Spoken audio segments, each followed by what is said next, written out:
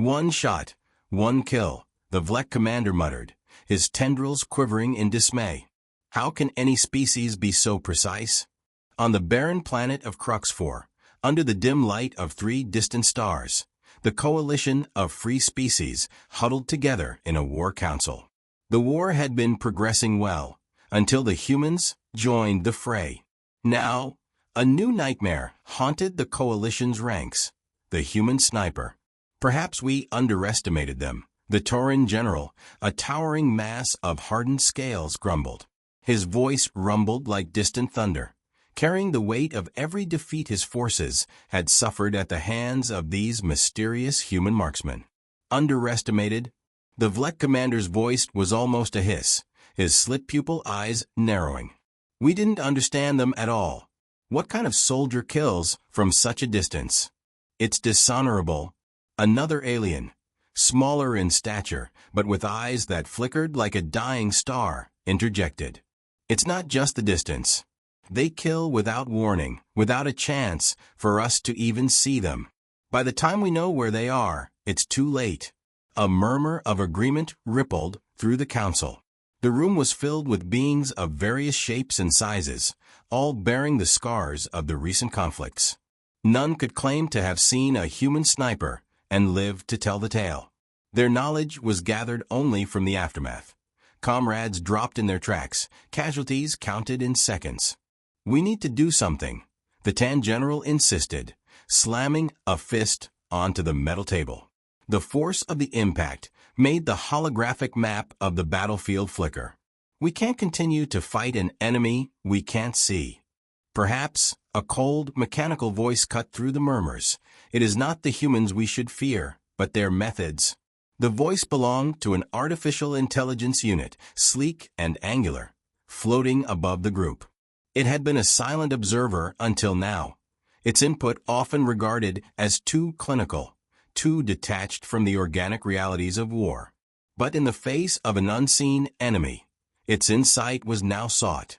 They have adapted to a form of warfare that prioritizes efficiency over engagement, the AI continued. For humans, victory is not about the battle, but about the elimination of the target.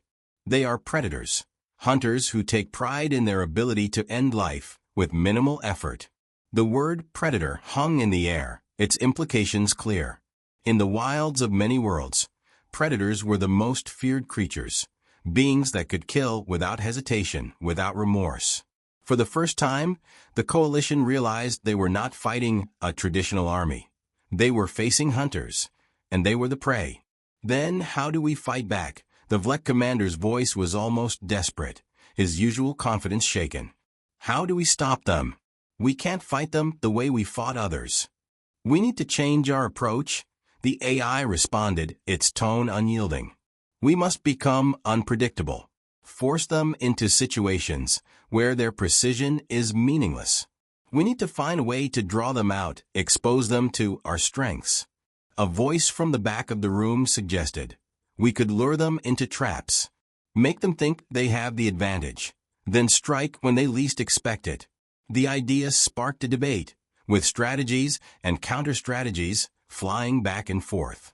But as the council argued, one thing became increasingly clear. The humans had already won in one respect. They had instilled fear, a fear that now threatened to paralyze the coalition's efforts. Meanwhile, far from the war council, high on a ridge overlooking the battlefield, a lone figure lay prone, his body camouflaged against the rocky terrain. Through the scope of his rifle, he watched the movements of the enemy below. They were setting up defensive positions, their movements hurried and erratic. They knew he was out here somewhere, but they had no idea where. A slow, deliberate breath escaped his lips. The sniper's finger tightened on the trigger, just enough to feel the cool metal under his skin. His heart rate was steady, his mind clear. He was in no rush. Patience was key. He could wait for hours, days even, for the perfect shot. And when it came, he would take it with no more thought than one might give to swatting a fly. But for now he waited, watched, listened. He was just one of many scattered across the landscape, each a ghost in the machine of war. No one knew his name, and no one ever would. His existence was defined by a simple creed: see without being seen, kill without being killed. Back at the War Council, discussions were growing more heated. The coalition leaders were desperate, grasping at any strategy that might give them an edge. But deep down, they all knew the truth. They were facing an enemy they didn't understand, one that seemed to defy all the rules of engagement they had known. And on the ridge, the sniper waited, his eyes never leaving the battlefield below. He had all the time in the world. When the moment came, he would strike, and another enemy of humanity would fall, wondering in their final moments why they had ever dared to face such a foe. Another one bites the dust, the sniper muttered, observing the aftermath through his scope. The alien soldier crumpled to the ground, lifeless. The others scrambled in panic. He knew the effect this would have on them: more paranoia, more fear. They were already terrified, and it showed in every jerky movement, every cautious step they took. He didn't need to hear their panic chatter to understand it. It was the same in every battle. The coalition forces were unraveling. Their confidence was eroding with each shot.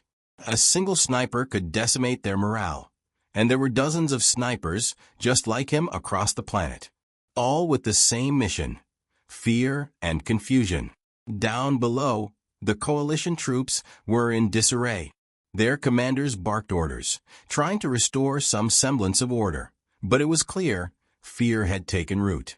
The Tauran general, the one the sniper had been watching for the past hour, seemed especially tense. His heavy frame moved with uncharacteristic haste, and his eyes darted from side to side as if expecting death to come from every shadow. The sniper knew that feeling well. He had seen it before in soldiers far more disciplined than these. It was a universal truth in war: fear was the greatest enemy. And right now the coalition was drowning in it.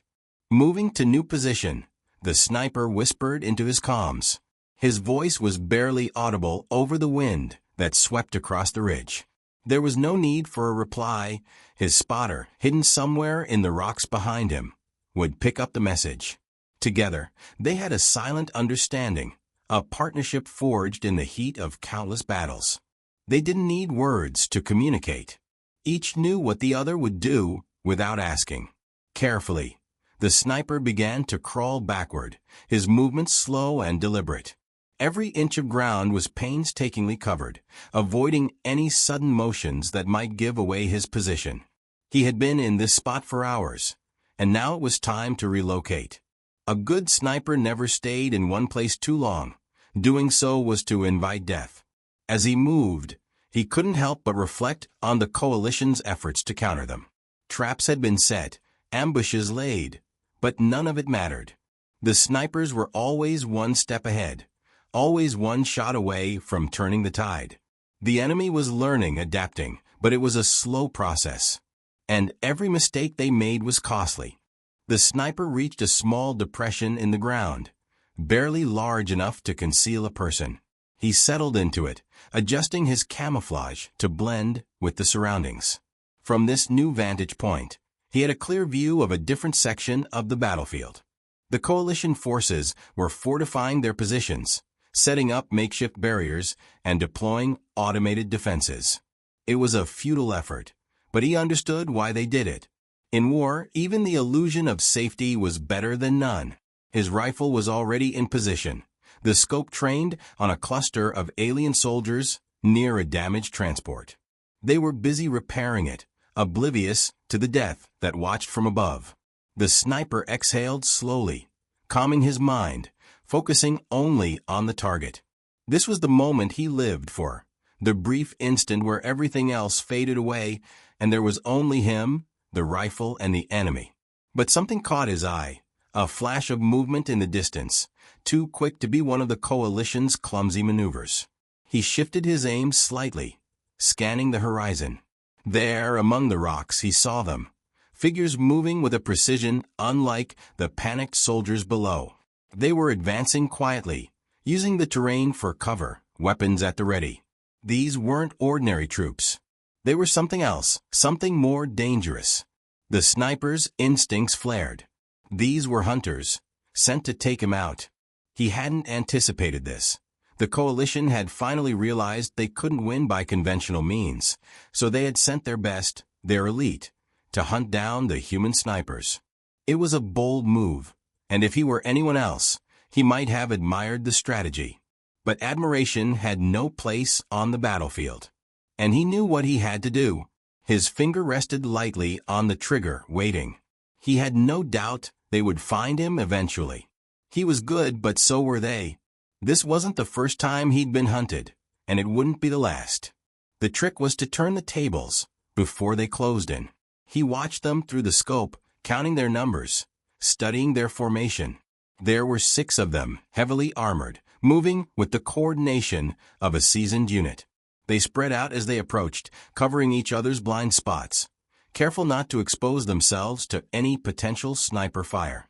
It was a textbook maneuver, one he might have taught himself in another life. They were close now, too close to miss. The sniper calculated the angles, the timing, the order in which he would take them out. He could do it. He knew he could. But it would require perfect execution. And even then, there was no guarantee he'd get them all before they closed in on his position. His breathing slowed, his heartbeat steady. He was ready. This was what he had trained for, what he had been made for. There was no fear, no hesitation, only the certainty that he would strike first. And as he focused on the lead hunter, already picturing the shot in his mind, he felt a grim satisfaction. They hated him, all of them, because they knew that in the game of death, he always played to win. The lead hunter moved cautiously, every step calculated. The sniper could see the intent in his movements, the cold determination to close the distance and eliminate the threat. It was a dance of death, one the sniper had seen many times before. He had survived each one, but this time he knew the odds were different. They were prepared, trained for this very scenario, and they were coming for him. He let his breathing settle, becoming one with the ground beneath him. Every muscle in his body relaxed, every sense sharpened.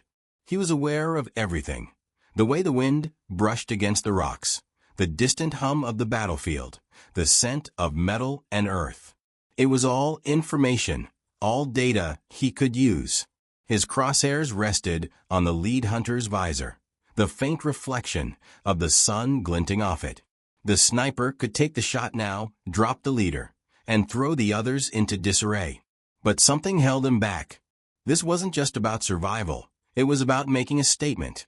He needed to show them why humans were feared, why they were hunted across the galaxy. He waited, watching as the hunters advanced, their formation tightening. They were confident, but not overconfident. They knew their prey was dangerous, but they had no idea just how dangerous. That was their mistake. At the last possible moment, when the lead hunter was almost upon him, the sniper pulled the trigger. The sound was barely more than a whisper, but the impact was immediate. The lead hunter's head snapped back, the visor shattering as the high-velocity round punched through it. He dropped instantly, his body collapsing like a marionette with its strings cut. Before the others could react, the sniper shifted his aim. The second shot took out the hunter on the left, a precise hit to the chest plate where the armor was weakest. The third hunter went down a split second later, the round finding the gap between his helmet and shoulder guard. Panic rippled through the remaining hunters. They had been trained to face the worst, but this was beyond their expectations. They had never encountered a sniper like this, one who could kill so quickly, so efficiently. They scrambled for cover, but it was too late. The sniper was already on the move, shifting positions, using the terrain to his advantage. He knew they would be communicating, trying to triangulate his position, but he was always one step ahead. As they converged on where they thought he was, he picked off the fourth hunter with a clean shot to the back of the neck. The fifth hunter, realizing the danger, broke formation and tried to retreat. But the sniper anticipated the move, and the fifth shot took him in the lower back, severing the spine. Now there was only one left. The sixth hunter was hiding behind a rock, breathing heavily, his hands shaking. He was no longer the predator. He was the prey. And he knew it. The sniper could feel his fear, taste it in the air. It was intoxicating. For a moment, the sniper considered letting him go, leaving one survivor to spread the tale of what had happened here. But he dismissed the thought as quickly as it came. This was war, and in war there were no survivors, only the dead and those who lived to kill again.